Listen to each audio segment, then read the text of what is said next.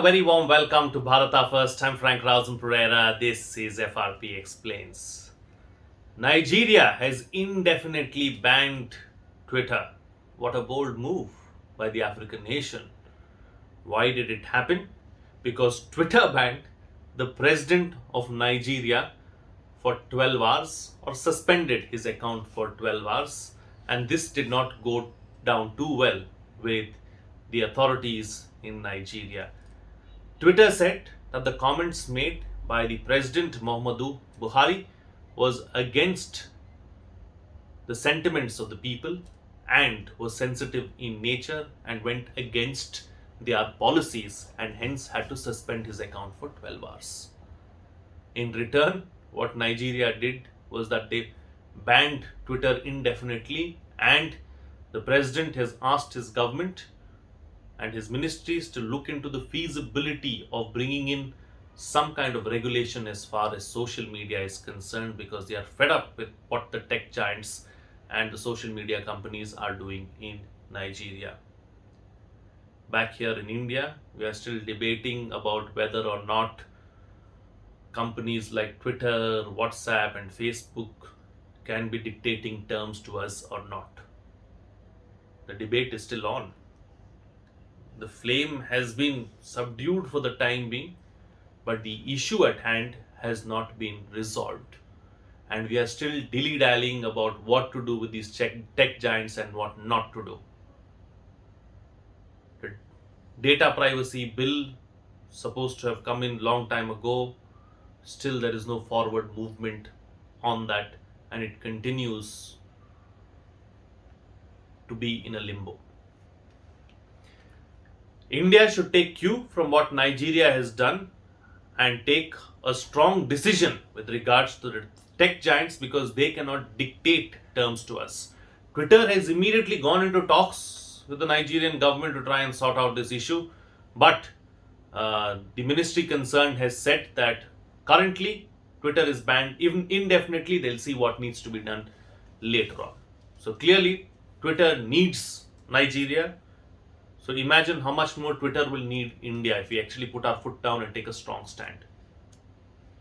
I would rather trust my government than trust Twitter at the moment.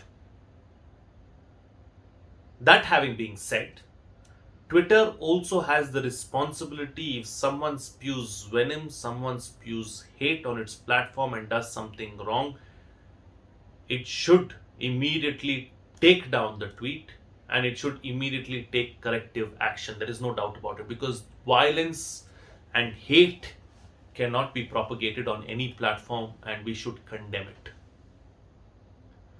There is no two ways about it. The problem with Twitter is the arbitrariness in which it functions. There is no standard formula. It looks like, on the face of it, it doesn't look like there is a standard formula to decide what is acceptable to Twitter and what is unacceptable. If this is clear, then we can have a further conversation on this, but otherwise it's just a battle between the government and Twitter, and we are left in the lurch not knowing what to do. And in a situation like that, we'd rather go with our government than go with a tech giant who's in it for the money. That having been said, it is also the government's prerogative then to ensure that nothing wrong happens on any of these platforms. Even if someone from within its own political party spews venom, spews hate and says something wrong, it should be condemned and action should be taken against that person or entity as well. You cannot have a leeway. We trust the government, and that's why we are saying we want to go with the government, but then the trust of the people needs to be kept by the government, and the government too cannot work arbitrarily. Then what is the difference between Twitter and the government? There is no difference. If these things are kept in mind and if these things are understood, then I think we can have some kind of a closure as far as this issue is concerned. But the bottom line being, no biasness in the form of the government, no biasness in the form of Twitter, and Anyone who does something wrong should be hauled, pulled up, and punished, no partiality whatsoever. That is the kind of system that we need. And if we have that system, it will be good for society at large. We always say, start at home, start with your family. You do not litter inside your house. So start with your own political party, start with your own people, and ensure that they don't do it, and then make sure the others follow suit, because you will be setting an example and people will appreciate it and others will have to follow.